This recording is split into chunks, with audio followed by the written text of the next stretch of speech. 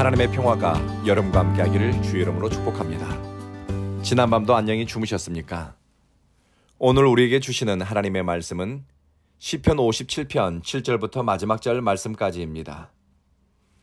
신앙생활은 나 혼자서도 잘 할 수 있지만 옆에 있는 사람을 통해 듣고 보고 배우면서 익히는 것도 많습니다. 그래서 곁에 신뢰할 만한 믿음의 길동무가 있다는 것은 큰 복입니다. 인연을 소중하게 여길 줄 아는 사람에게 복된 인연이 따라옵니다. 복된 인연은 상대방을 위해 사랑의 짐을 지거나 배려하면서 내 마음이 자라고 또 상대방도 나를 통해서 성장하게 됩니다. 이해관계를 쫓아 관계를 맺는 것은 득이 되기보다는 독이 될 수 있다는 것을 경계해야 합니다. 인연을 만들 때 하나님의 영광을 구하는 마음으로 그리고 하나님의 뜻을 이루기 위해 친구가 되는 사람은 연대와 연합에서 오는 힘을 경험하고 또 위로받게 됩니다. 다윗이 아둘람 동굴에 몸을 숨길 때 홀로 있지 않았습니다. 그와 함께 목숨을 걸고 동행한 친구들이 있었습니다.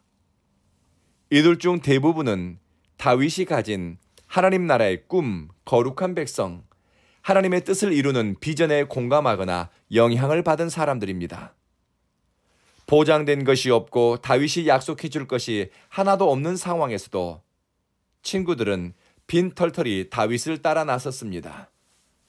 목숨이 위협받는 상황에서도 다윗과 함께 꿈꾸고 그를 지지하고 하나님의 뜻을 이루는 길을 위해 좁은 길을 선택했습니다. 다윗의 믿음이 고귀하고 소중하지만 다윗이 하루를 버티고 포기하지 않을 수 있도록 지지해 준 것은 바로 옆에 있는 믿음의 길동무들이었습니다. 무수한 하나님의 사람들의 헌신과 또 하나님의 영광이 드러난 사건 뒤에는 돕는 자들, 함께 멍에를 맨 사람들, 등비빌 언덕이 되어준 무명의 용사들, 믿음의 동역자들이 있었습니다. 나와 함께 꿈을 꿀 수 있고 비전을 나눌 수 있고 같은 기도 제목으로 기도할 수 있는 믿음의 동역자가 옆에 있다는 것은 큰 축복입니다. 그래서 저는 예배자들을 위한 온 교회를 세워가는데 여러분이 함께 있어 고맙고 또 이런 만남을 허락하신 하나님께 영광 돌립니다. 우리를 하나로 온전히 묶는 것은 우리를 통해, 우리 온 교회를 통해, 우리의 동역과 동행을 통해 하나님의 영광이 드러나기를 바라는 마음이고 또 먹든지 마시든지 무엇을 하든지 하나님의 영광을 구하는 뜻이어야 합니다. 다윗과 다윗의 친구들은 하나님의 영광이 나와 내 공동체를 넘어 하늘 끝까지 이르는 꿈을 꾸었습니다. 이들의 꿈은 어디에서 더 깊이 균형 있게 성숙해졌을까요? 예루살렘 왕궁 편안한 잠자리가 아니었습니다. 하나님의 인자는 커서 하늘에 미치고 주의 진리는 궁창에까지 이르기를 바랄 정도로 뜻이 성장한 곳은 광야였습니다. 아둘람 깊은 동굴 속이었습니다. 수고와 환난 앞에서 먹든지 마시든지 무엇을 하든지 하나님의 은혜를 구하고 그리고 하나님께 날 좀 불쌍히 여겨주세요. 내게 은혜를 베푸소서 기도하면서 그들의 내면은 성장했습니다. 공동체 구성원들은 공동체 리더에게 영향을 많이 받습니다. 그래서 성숙한 공동체는 자신의 리더를 위해서 기도하고 하나님께 은총을 구합니다. 아둘람 동굴에 있는 다윗 공동체 식구들은 다윗의 태도와 삶의 중심 그리고 그의 입술의 기도 언어를 들으면서 생각이 바뀌고 삶의 방향이 변화되었습니다.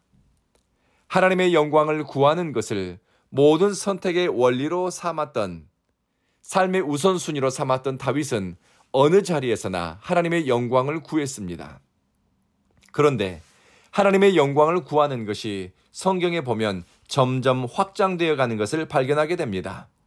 내 마음, 하늘에 미치고 주의 인자는 궁창에까지 그리고 주의 영광은 온 세계에 하나님의 은혜가 오고 심령에 감동이 되는 사람은 마음이 좁거나 도량이 얄팍하지 않습니다.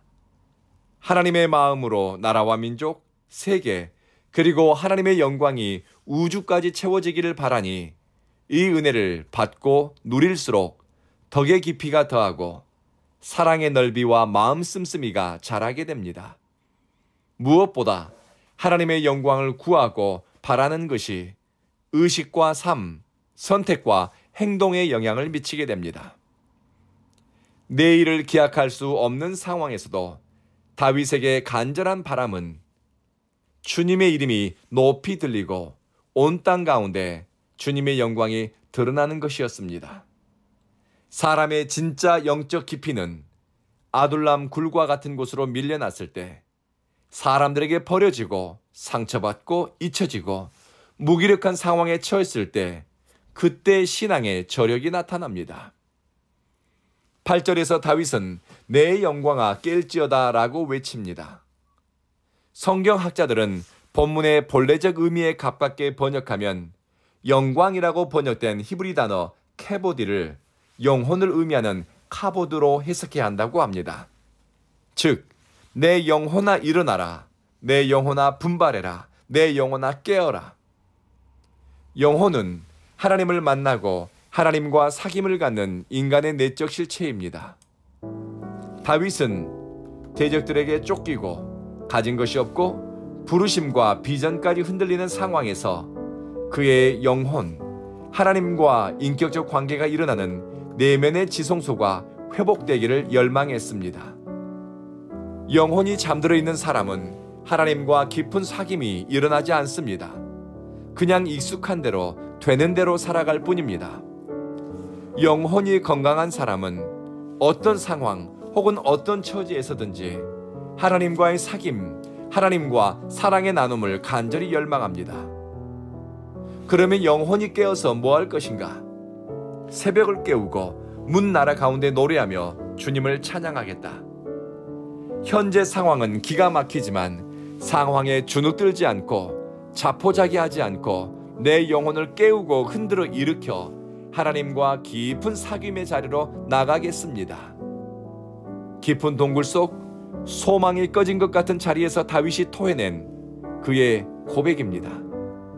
영적 성장을 이룬 사람에게는 새벽은 구별된 시간이고 하나님을 만나는 시간이고 주님과 함께 하루를 시작하는 순간입니다.